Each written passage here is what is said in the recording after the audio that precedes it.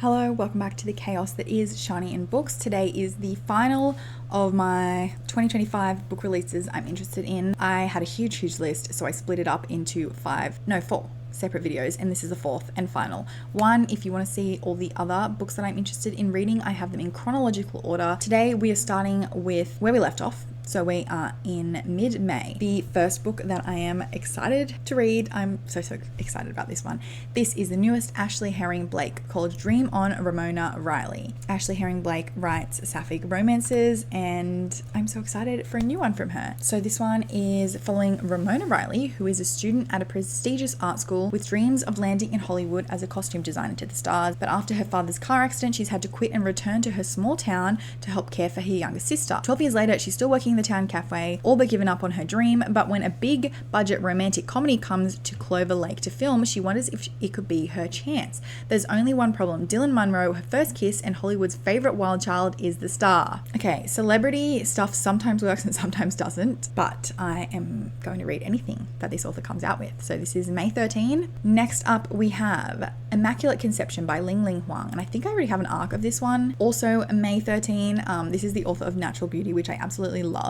And so this is a new horror by that author that I'm excited about. So Enka meets Mathilde in an art school. She's a dizzyingly talented yet tortured artist whose star is on the rise, and Enka is struggling to make art that feels original. She's immediately drawn to her. The two strike up an intense bond that soon turns codependent. But when Mathilde's fame, oh my god, I cannot talk. But when Mathilde's fame reaches new heights, Enka becomes desperate to keep her best friend close, no matter the cost. So she quickly falls in love with and marries a billionaire whose family's company is funding an unconventional technology which could allow someone else to inhabit Mathilde's mind and absorb the trauma from her brain. What? Soon the boundaries between Mathilde and Enka begin to blur even further, setting in motion a disturbing series of events that forever changes their lives. Blisteringly smart, thought-provoking, and shocking, Immaculate Conception deftly navigates big questions of art, technology, authorship, and what makes us human. Ling Huang offers a portrait of close friendship, achingly tender and twisted, that captures the tenuous line between love and possession that will haunt you long after the final page. Wow, super excited for this one. Obviously, I don't need to say that.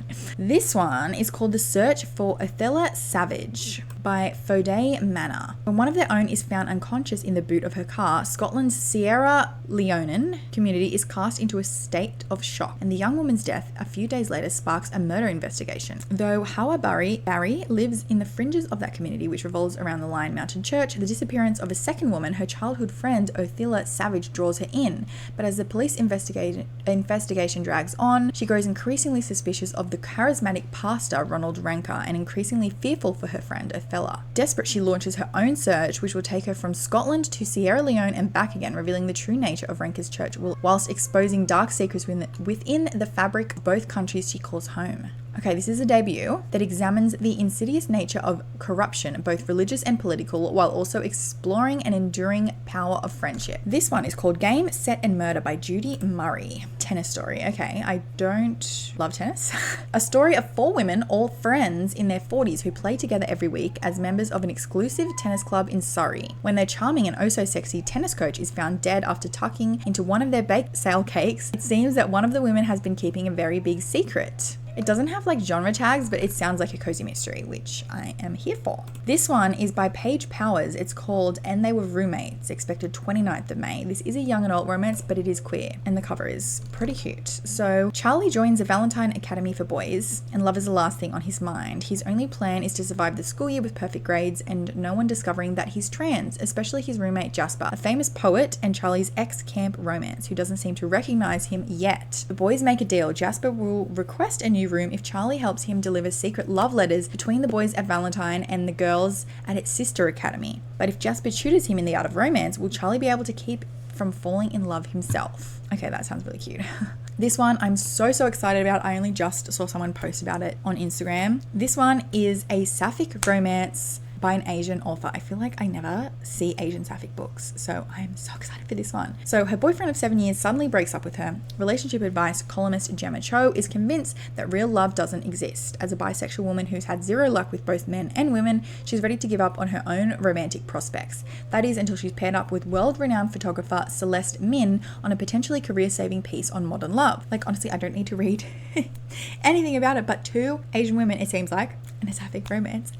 Oh, that excites me so much. Okay.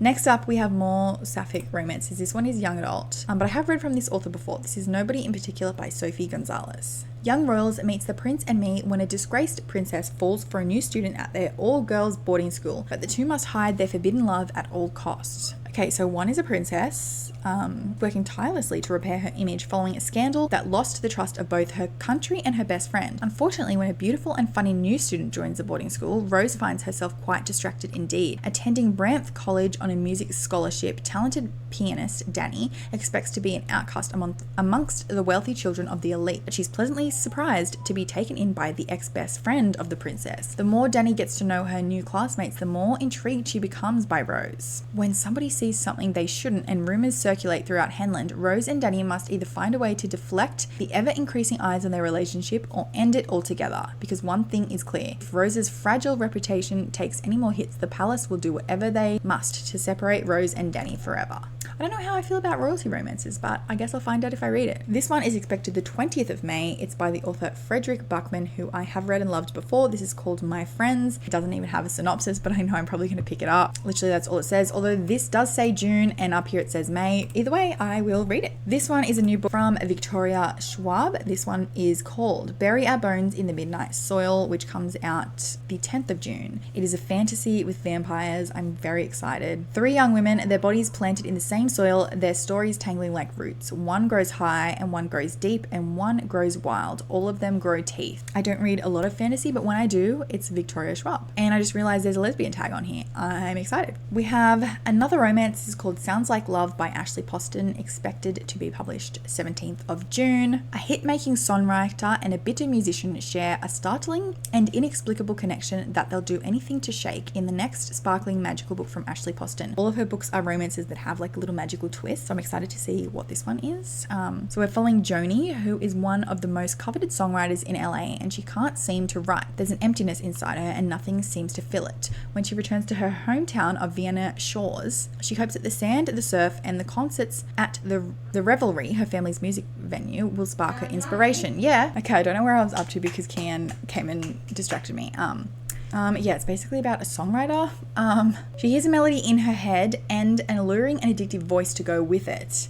And then the man attached to the voice shows up. He's aggravating and gruff on the outside, nothing like the sweet, funny voice in her head. And he has a plan. They'll finish the song haunting them both, break their connection, and hope they don't risk their hearts in the process. This one is a fantasy romance called The Irresistible Urge to Fall for Your Enemy, which I don't always read this genre, but I don't know, it's on here. And it's also 1st of July, so we're in July now. So this is first in a slow burn, enemies to lovers romantasy duology featuring a scholarly healer and a gentleman assassin set in an exquisite fantasy world. Perfect fans of the Love Hypothesis and Emily Wilde's Encyclopedia of Fairies. That's an interesting connection to make. I have read and enjoyed both of those, so it's just so interesting. Like the tropes are listed. These romantasies, like even the synopsis is just worded so different. Yeah, I don't know. Anyway, I'll keep this one in mind. Next, we have the new Riley Sager. Oh, here's the new cover. This one is expected to be published the 10th of June. Yeah, this is out of order. I thought I had it in order, but I clearly don't. Anyway. With a Vengeance by Riley Sager. One Train, No Stops, a deadly game of survival and vengeance. It's set in 1942. 6 people destroyed Anna Matheson's family. 12 years later, she's ready for retribution. Okay, so it's set in the 50s. That's interesting and different. Anna has lured those responsible for her family's downfall onto a luxury train from Philadelphia to Chicago. An overnight journey of 14 hours. Her goal, confront the people who've wronged her, get them to confess their crimes, and deliver them into the hands of authorities waiting at the end of the line. Justice will at last be served. But Anna's plan is quickly derailed by the murder of one of the passengers. As the train barrels through the night, it becomes clear that someone else on board is enacting their own form of revenge, and they won't stop until everyone else is dead. Alright, so if you like isolated thrillers, this is one for you.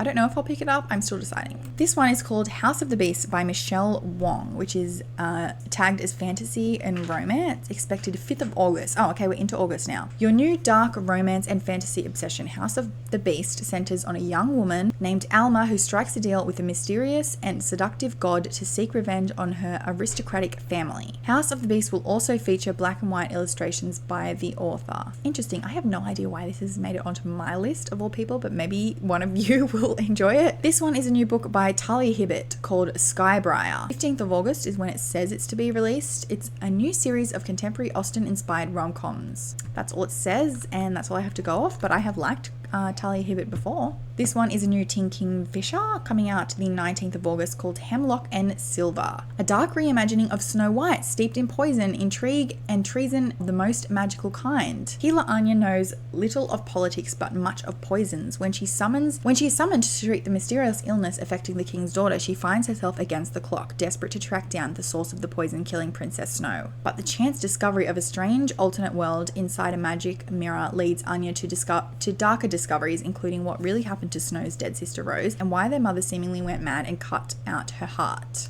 This one sounds really interesting to me. I have not read a T. Kingfisher yet. Wait, have I? I don't think I have. But this one sounds fun.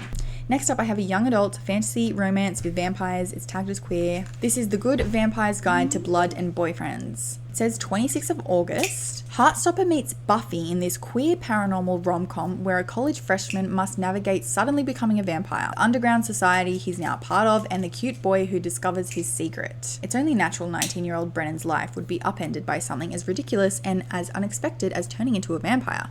But if there's one thing Brennan can't do, it's pretend everything's fine when he's close to losing his mind. Okay, so obviously Heartstopper is because it's a male-male teenage romance, and then Buffy is, I guess, because it's a vampire thing. I don't know, it depends how young adult this young adult romance is, depending on if I'm going to pick it up or not. Next, we have the newest R.F. Kuang. I have read Yellowface, but I have not read this author's fantasy, and this is a fantasy, so I don't know if it's going to be too fantasy for me, but I did love Yellowface. So this is called Catabasis.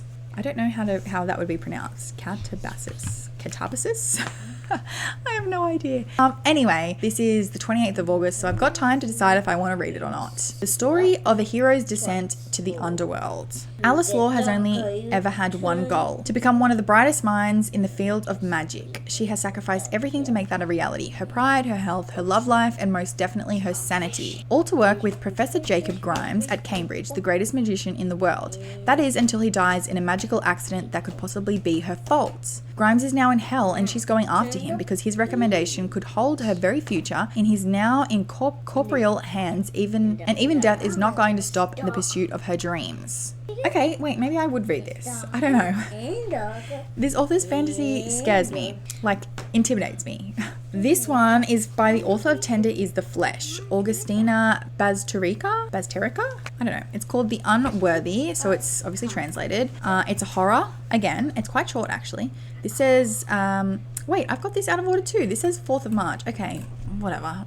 A thrilling work of literary horror, love literary horror, okay, about a woman cloistered in a secretive, violent religious order while outside the world has fallen into chaos. From her cell in a mysterious convent, a woman writes the story of her life in whatever she can find. Discarded ink, dirt, and even her own blood. A lower member of the sacred sisterhood, deemed an unworthy, she dreams of ascending to the ranks of the enlightened at the center of the convent and of pleasing the foreboding superior sister. Outside, the world is plagued by catastrophe, cities are submerged underwater, electricity and the internet are non-existent, and bands of survivors fight and forage in a cruel, barren landscape. Inside, the narrator is controlled, punished, but safe. But when a stranger makes her way past the convent walls, joining the ranks of the unworthy, she forces the narrator to consider her long-buried past and what she may be overlooking about the enlightened. As the two women grow closer, the narrator is increasingly haunted by questions about her own past, the environmental future, and her present life inside the convent. How did she get to the sacred sisterhood? Why can't she remember her life before? And what really happens when a woman is chosen as one of the enlightened? A searing dystopian tale about climate crisis,